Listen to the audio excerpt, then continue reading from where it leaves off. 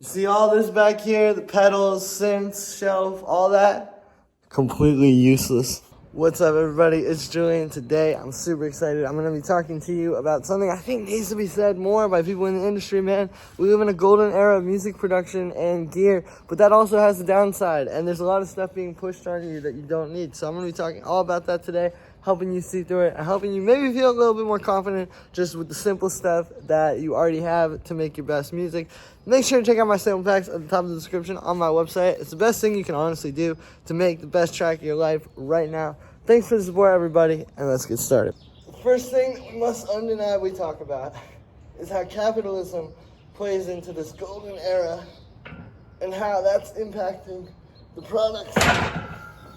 So we live in a golden era of music technology. The problem is it's not always a good thing. I think there's two problems to this. One, when you call it a golden age, you are inevitably going to attract people that just really want to make money and aren't really that interested in the actual golden age, but more so about the money that might be waiting for them.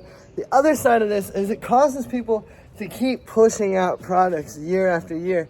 They kind of don't have to be made, you know? Like, for me, a really good example is like Apple with the M1, right? You know, they had that year where M1 came out. It did really well. Apple was back.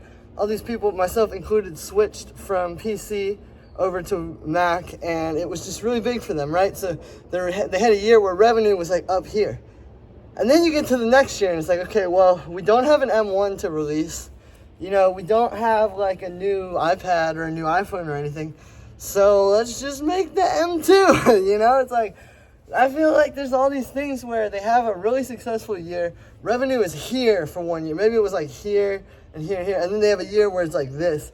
And then the problem is that they can't accept that the next year is gonna go down because that was, of course, up here because that was the year you dropped the M1, for example. But then they're like, okay, well, we need to keep revenue up here. So they're like, well, we'll just make the M2. We'll just make the M3.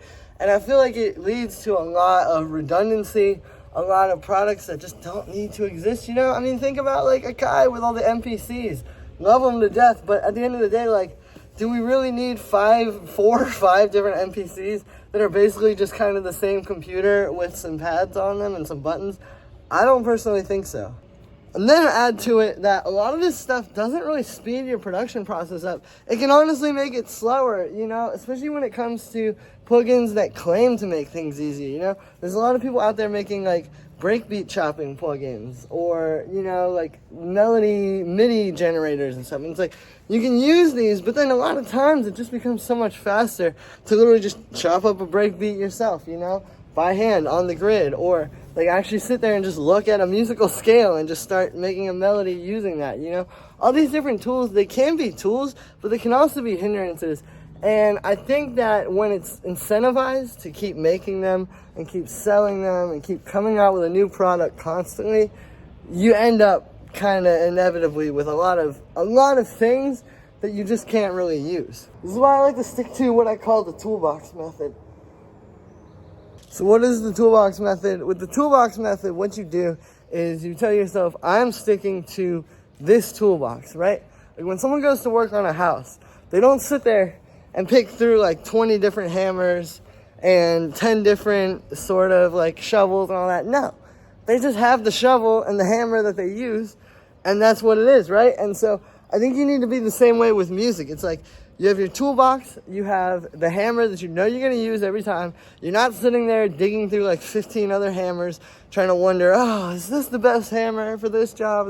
No, just show up with that whatever hammer you got and just make it happen, you know? I think it's really important to keep that in mind instead of, again, like if you were working on a house, like they would look at you crazy if you pulled up and you're like, well, I have this hammer and I have this hammer. No, just pick the hammer, shut up and do it. And I think if you can look at music that way, it's going to come a lot faster. Because option paralysis is an undeniable part of being human. If you give somebody too many choices, they won't even know what to pick, right? And when you live in a golden era of music technology and they're throwing new synths and new plugins and new stuff all the time at your face, you're gonna kind of end up a bit confused. Like, who could even blame you, right? So you need to just stick to a few tools. And this is also why I got into sample creation instead of like trying to make a plugin or trying to make hardware or whatever. It's like, just looking at the landscape, I feel like a lot of that hardware and a lot of those plugins really aren't necessary at this point. We already have great tools, you know, but samples actually can give you something new. They actually can give you something fresh. And it's the thing that a lot of people don't have that they really need is like really, really good sounds. So I think if you're going to invest in anything, investing in sounds really is going to get you a lot further than investing in some new tool that you now have to go and learn. And with that, I think there's also a lot of creativity that comes from really knowing something really well that you won't get if you're just constantly, you know, every day in the studio is like looking through a new manual or learning a new plugin or whatever. You really need to have things that you know really well and you stick to them. And this is honestly why I don't look for like new reverb plugins and I just use the Ableton one, you know? Even when I'm not making the tutorial videos, it's like, that is a reverb that's right there.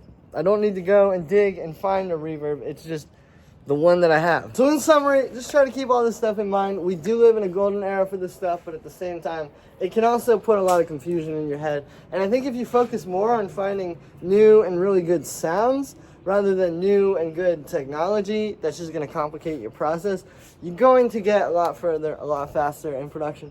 So that's me for this one, guys. I hope you enjoyed. As always, make sure to like this video as well as subscribe. And let me know what you think of this video in the comments. Like I said in the beginning, check out my sample packs at the top of the description. electronicsamples.com, the best sounds in electronic music today. Thank you so much for the support, guys. Every little bit helps, and I'll see you tomorrow with another video.